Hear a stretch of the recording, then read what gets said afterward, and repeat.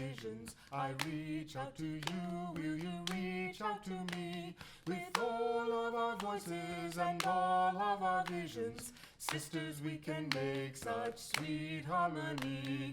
Building bridges between our divisions. I reach out to you, will you reach out to me?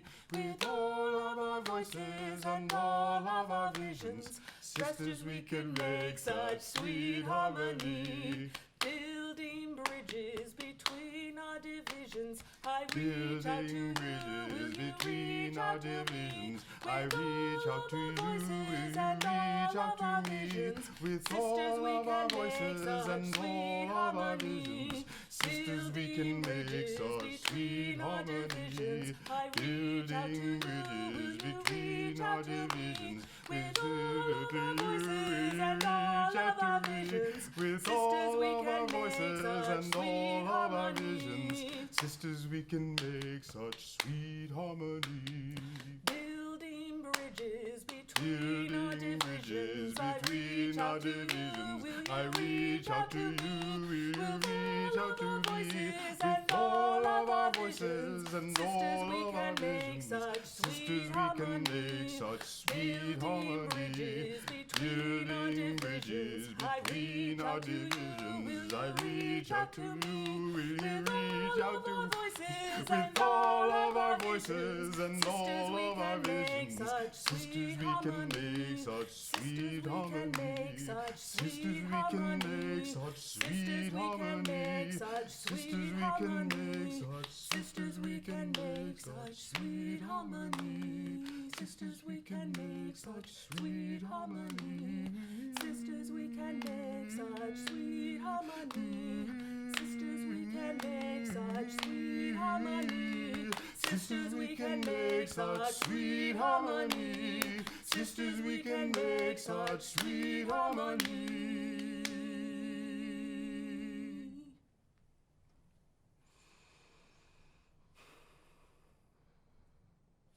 Hey. Woo! Air 5. Yeah, lay it out.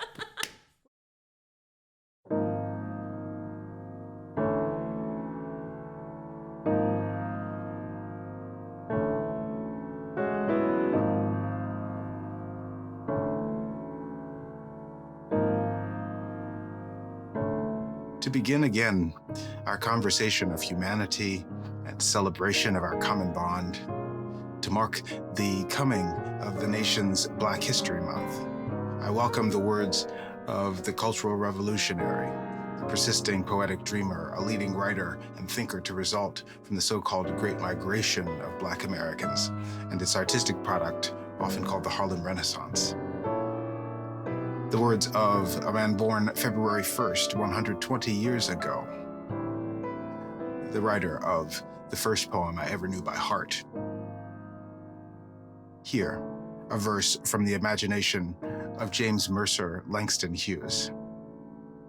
Hold fast to dreams, for if dreams die, life is a broken-winged bird that cannot fly. Hold fast to dreams, for if dreams go, life is a barren field, frozen with snow. And in this tradition of steadfast dreams, which has been taught to us story after story in Black history, this recurring ritual of helping hope to be reborn, this human religion which calls us to realize our great potential together, to restore love and justice within, between, and all around us, in the light of the dreams which began before us and depend on us to live again. I welcome you to worship here. For Manish, Theresa, Allison, and the entire worship team, and the whole community, I offer a particular welcome to our guests, joining in with us for the first time, and to our guest speaker, Dwight Wilson. We're grateful to share this time with each of you. Priscilla and Rajiv will light the chalice to mark the moment. And I invite you to join me in the chalice lighting words. Together, let us say, we light this chalice for the light of truth, We light this chalice for the warmth of love. We light this chalice for the energy of action. We light this chalice for the harmony of peace. Let us renew our covenant with each other. The spirit of this church is love, and service is its law. This is our covenant with each other, to dwell together in peace, to search for truth in love, and to help one another. Welcome.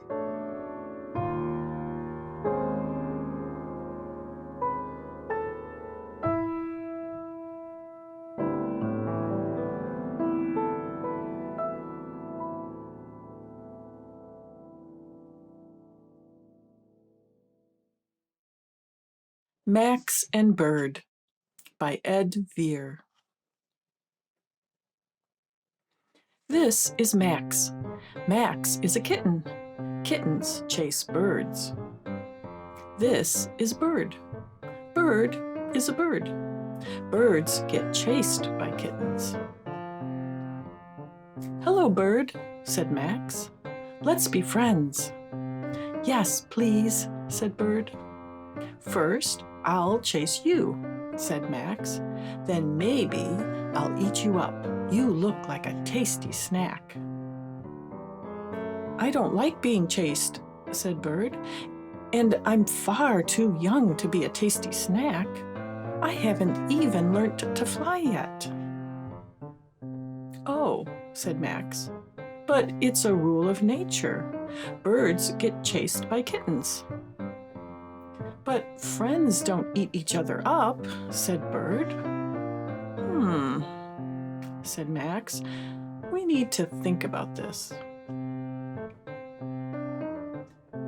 Max and Bird sat and thought a while. Hold on, said Bird. I have an idea. Bird explained the principles of friendship to Max. Friends have fun together and help each other out. If you teach me how to fly, said Bird, then we'll talk about the chasing and all that other stuff, okay? That, said Max, is a very fair plan. They shook on the deal. Max explained the principles of flight to Bird. Well, Bird, first of all, you, what you do is, coughed Max. I don't think I know how to fly either. Follow me, said Bird. We'll go to the library. Libraries know everything. In the library, there was a section on flying. Max and Bird couldn't reach the books on the top shelf, so they borrowed some from the bottom.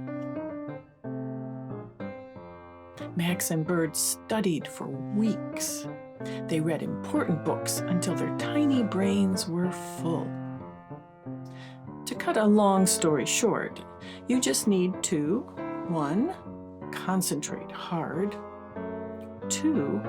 Stick out your wings. 3. Flap. Piece of cake. Max and Bird concentrated hard. They stuck out their wings and they flapped. Flap, flap, flap, flap. Nothing happened. They flapped in the morning. Flap, flap, flap, flap. Not a bean. They flapped in the afternoon. Flap, flap, flap, flap, flap, flap. Not a sausage. They flapped in the evening. Flap, flap, flap, flap, flap, flap, flap, flap, flap, flap, flap, flap. Zilch. Max and Bird were tired out. All night long they slept.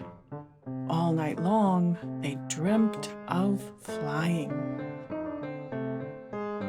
The next day, with heads full of dreams, Max and Bird tried again. They flapped and flapped until they ached. Nothing happened. Bird flipped, Bird stamped, Bird yelled.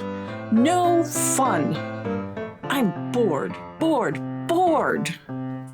Flapping isn't working out. Calm down, said Max. We'll ask someone who can fly. They'll tell us what to do. Max and Bird asked Pigeon, very politely, "Excuse us, could you please tell us how to fly? Please?" "Ha ha!" Pigeon cackled rudely. "Don't you even know how to fly? It's so easy. Just stick out your wings and flap. Look." Pigeon flapped. Pigeon flew upside down. Pigeon zigged. Pigeon zagged. Pigeon looped the loop. Pigeon was showing off. With iron resolve, Max and Bird tried once more. They flapped and flapped and flapped. At 5:23 p.m. precisely, something incredible happened. It was wobbly, but Bird took off for 1, 2, 3 whole seconds. Hooray! We did it! "Thank you for teaching me to fly," said Bird. "That's what friends are for," said Max. "Well, a deal's a deal," said Bird. "I suppose you want to eat me up now?" "Oh," said Max, "a tasty snack. I'd forgotten about that. Let me have a think." Max had a think. Quite a long think. "I don't want to eat you up," said Max. "It's not what friends do. But can I watch you fly instead, please, Bird?" "Yes," said Bird. And he did his first loop-the-loop.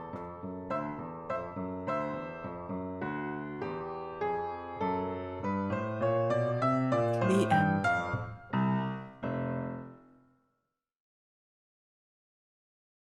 As we move deeper into our time together today, some of you might recall my sharing at our recent congregational meeting, the intentional focus that we are bringing to our community around how we can be our most loving and caring selves with one another, even as we are also present to strongly held differences, beliefs, ideas, perspectives, what can be the seeds of, or already in reality may actually be, conflict amongst human beings.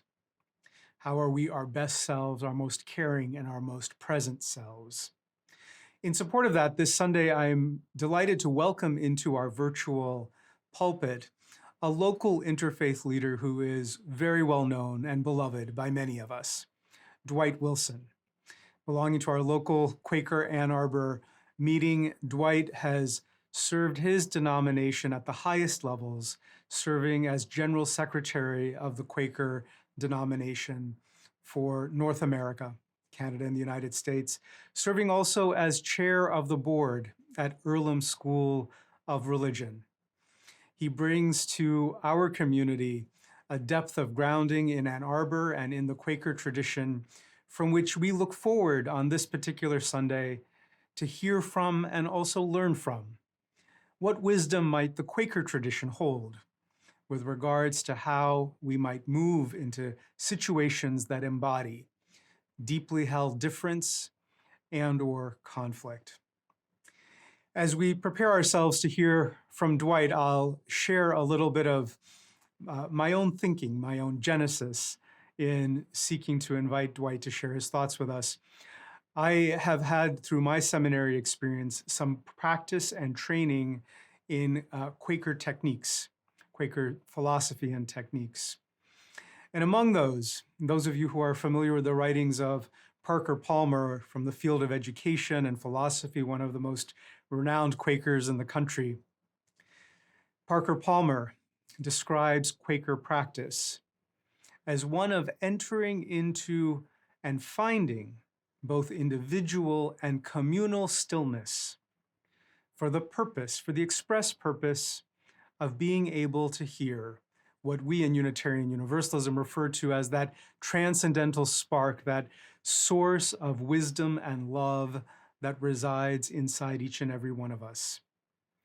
Palmer goes on to note that there are many voices that exist inside each and every one of us simultaneously at times.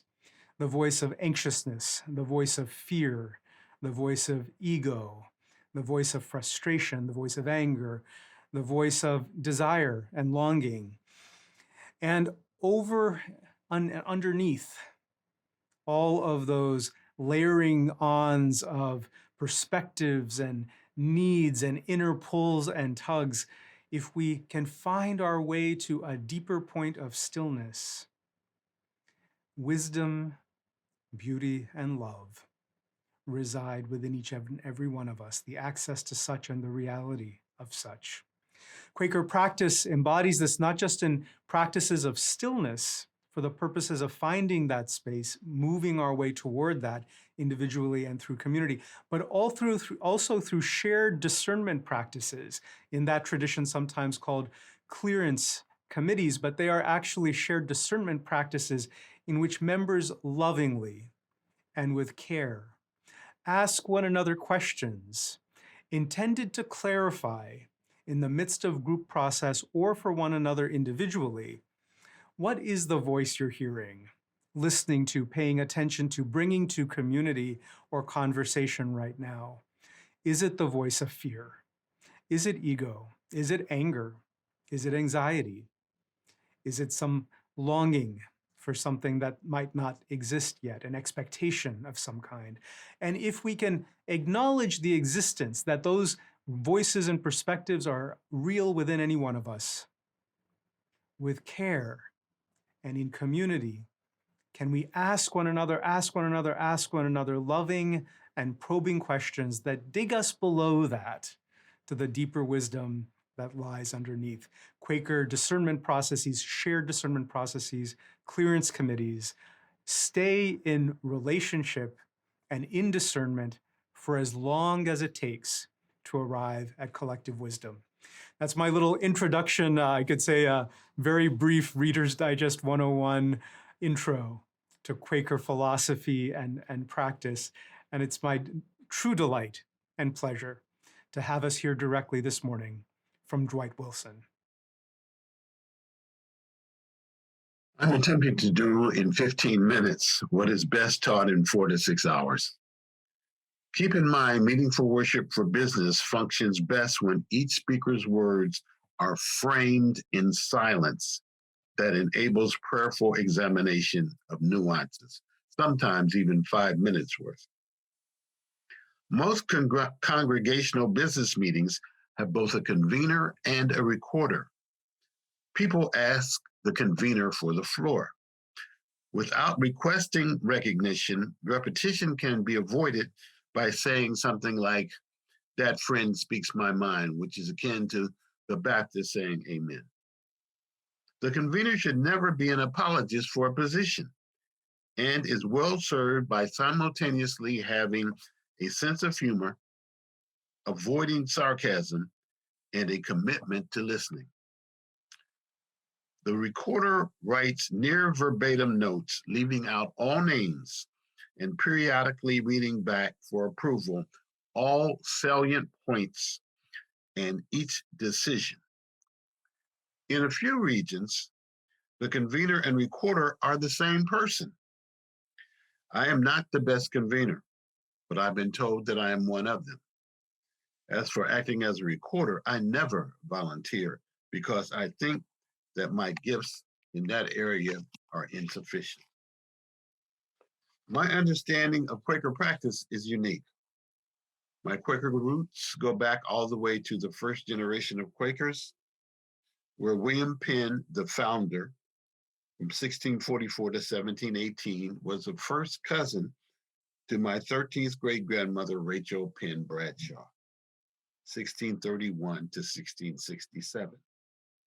I'm also a published author and researcher focusing on the period between the war for their independence and the Civil War. I've served as a pastor, taught Quakerism on 2 levels, been a dean and a headmaster at 3 Quaker schools, a trustee at 10 Quaker institutions, including serving as chair of the President's Advisory Council of Haverford College and the chair of the Board of Advisors for Earlham School of Religion. As well, I have been both vice president and president of the only annual assembly of chief executives of all our denominations, and the only person of color to serve as general secretary of the oldest branch of North American Quakers, Friends General Conference. I speak from experience, but I also know the textbooks. Quaker business practice requires a sense of the meeting. This is not consensus. Hitler, Idi Amin, Mao Zedong, Stalin, Margaret Thatcher, Pol Pot, Catherine the Great, Napoleon, and Trump could come to consensus on things like super sardines. A modern translation of what Quakers seek would be spiritual unanimity, a worldview that precludes selfishness. Durham meeting went 6 months, unable to replace a blonde-haired pastor. In desperation, the committee traveled 108 miles to Bangor Theological Seminary and asked the president if he had anyone who he could recommend. Perhaps in jest, he suggested a Black Power advocate who in 1968 was the first African-American accepted in a school whose birth was in 1814. In the winter of 1969-70, a meeting for worship for business took place in the middle of a blizzard. All but one man sheltered. The man who braved the storm came with the trumpeted intention to get me fired. Ironically, his name was Bob White. Bob did his best to intimidate a dozen women. When he shouted his position, the presiding clerk asked me to step aside and move out of the room. Quaker women are famous for their strength. During one of the most sexist periods of English history, we were founded, and among those founders were 40% women. On the island of Nantucket, in the 17th and 18th and 19th centuries, while men were chasing whales all over the globe, women ran family businesses worth millions in today's dollars. The women of Durham refused to surrender the high ground. The convener told Bob White, it had taken all to hire me, it would take all to fire me. Among those stalwart women were 3 of Bob's sisters-in-law. So don't think too much of the name. Just as power is not measured in inches, truth does not come in black or white. Conflicts happen. When one person or a couple wants assistance with coming to clarity, they may ask for a clearness committee. Often they specify 2 or 3 people and the local meeting appoints others. Clearness committees may be called for such personal concerns as marriage, divorce, career choice, disagreements with one or more, forgiveness, or social concerns. Quaker decision-making tries not to be messy, but it has often given me pause. The Durham Committee of Elders sent a member to urge me not to speak politically during the Vietnam War. I dismissed the eldering with the explanation that Jesus was executed by the Romans not for praying quietly in a cave, but for opposing oppression openly. A few years later, I heatedly walked out of the New England annual gathering when a single dissenter prevented 500 of us from moving forward. I was confronted and told, one with God can be a majority. Later, as dean, a case was brought to me where a white Southern boy spit in the face of a Black girl. And he called her a name that no grandmother would abide. The school had a separation of powers. I recommended to the Judicial Committee of 3 adults and 3 high schoolers that the boy be suspended. They ruled he only had to offer an apology. Decades later, 2 members of my Quaker meeting were in the weekly boycott of Beth Israel congregation, claiming that they represented Ann Arbor Friends meeting in their stance opposed to a Jewish nation in the Levant. Consider these facts. First, I don't want to be whitelisted for what any American political administration does, from George Washington's to Donald Trump's. 2, frequently I had witnessed Beth Israel's beloved rabbi eviscerating the Israeli government for their oppressive actions. 3, my family usually hosts the founding CEO of Rabbis for Human Rights when he makes his annual trip from Israel. I know him as a man who has laid down before government tanks bent on appropriating Palestinian land, and who has been both vilified and jailed by the Israeli right.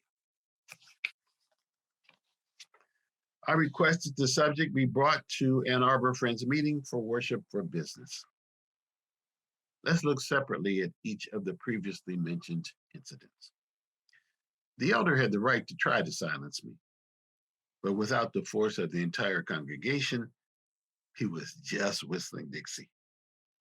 The man who confronted me after walking out when one stopped 500 did not have the right as an individual. However, I agreed that his counsel was rightly ordered. I should not have done it. As dean, I understood that community justice was not defined by my office. The business meeting as a whole concluded that the 2 who claimed to represent all Ann Arbor Quakers did not possess such power. To this day, although our Palestinian-Israeli committee is extremely active, meeting at least once a month, it has not been able to issue a congregational statement. For Quakers, the Levant question is one of many that are as complicated as getting congregational approval of a position on a candidate in a presidential primary, or how to fund potholed roads. In 1869, Quakers established the first school for females in the region. In 1902, Quakers established a school for Ramallah boys. In 2009, my Jewish wife and I were invited to teach at Ramallah Friends School. 10 years before the Palestinians were stripped of their sovereignty, German Nazis enacted the Night of Broken Glass. State-sponsored rioters destroyed 267 synagogues, more than 7,000 Jewish businesses, arrested 30,000 Jewish men and sent them to concentration camps where few of them came back from. When the United States government sat idly by, the National Board of the American Friends Service Committee, a group for whom decades later I would serve as a trustee, passed a minute to send 4 delegates to address the Gestapo. The committee members were instructed to express no political position except to be of service to the German people and to remind the Nazis that following World War I, Quakers had fed and given medication to, in quotes, no less than 1.2 million German children a day. The Gestapo was unhappy with our presence as justice advocates, but strategically, publicly decreed that the Quakers are given full permission to investigate the sufferings of Jews and to bring such relief as they see necessary. Obviously, this was a gross overstatement of their largesse. However, it was also the beginning of Quakers working in French internment camps, hiding Jewish children, and assisting thousands of Jewish and non-Jewish refugees with immigration and resettlement in the United States. Our efforts pale in comparison to the 12 million murdered in the Holocaust, but are significant when contrasted with the work of other non-governmental people. Let's return to the Levant. When the Jewish state was created in 1948, it was a painful turn of events. Our hedge against partisan behavior is a certainty that there is that of God in everyone. Ideology is anathema. Healing divisions through love is everything. We excoriated injustices, sheltered Palestinian refugees in Ramallah, stepped up our education and relief work, continue the work even as I speak. There's often frustration in our decision-making. It may take years to come to a decision that a simple majority could decide instantly. Of course, the majority favored slavery. I'm not as impressed with majority rules as are many. Thank you for listening.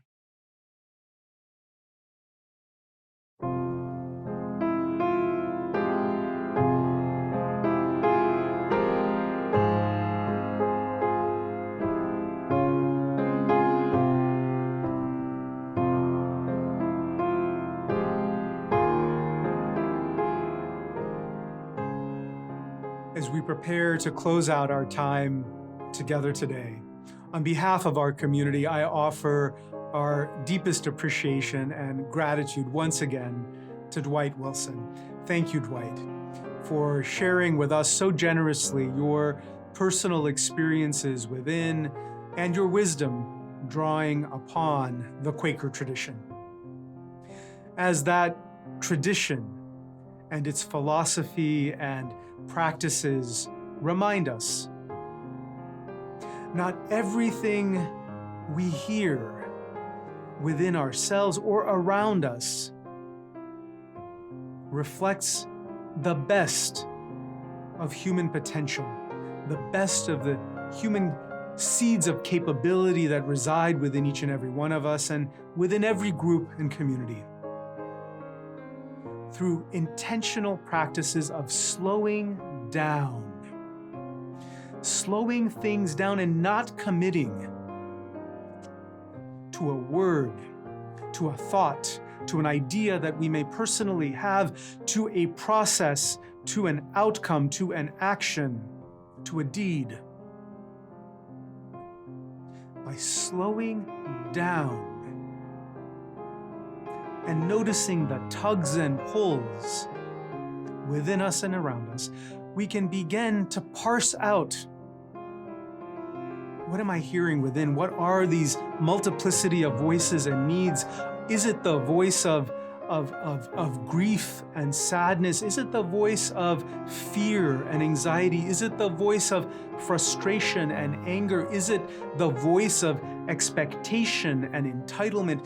Is it some other voice?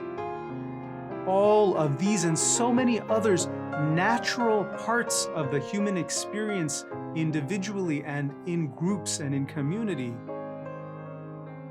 And yet only when we slow down, enter stillness, enter intentional practices of reflection, discernment, both individually and shared with others, can we begin to separate the wheat from the chaff, not ignoring, but recognizing fear when it's present, anxiety when it's present, grief and loss when it's present, other human experiences when they're present, for the purposes of moving, working toward, wiggling our way toward the deeper wells of human wisdom, love, creativity, and beauty that have always defined the highest capabilities and achievements of humanity. Such is our humanistic possibility, such is our humanistic potential, and it is not arrived at organically without care being brought to it, without intentional practices, without taking the time to ask ourselves, what am I hearing? And paying attention to, heeding, what are we collectively paying attention to, hearing and heeding? It's in that spirit that I hope that you'll hold with you in the days ahead the Quaker tradition's guidance, their practices of slowing down, of finding stillness, of entering into individual and shared reflection, of discernment practices that involve asking one another loving and caring questions to discern where we're at and what energies are popping up and arising.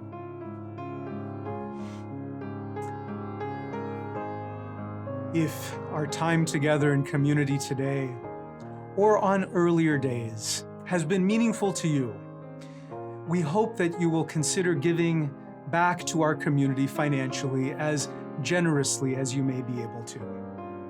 You may do so by going to www.uuaa.org/giving. Please know that no gift is too small, and that all donations in support of the ministry and good works of this community are gratefully received and welcome.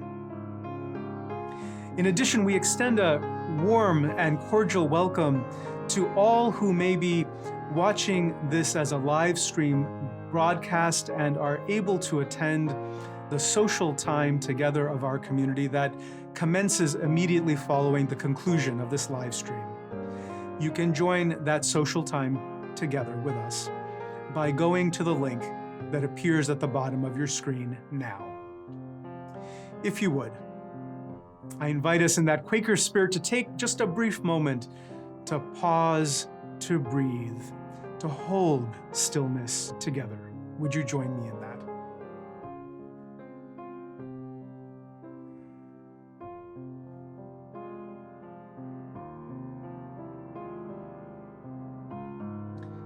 As we go forth from here today, know deeply and well across this virtual distance that you are held in the loving embrace of community. None of us is alone.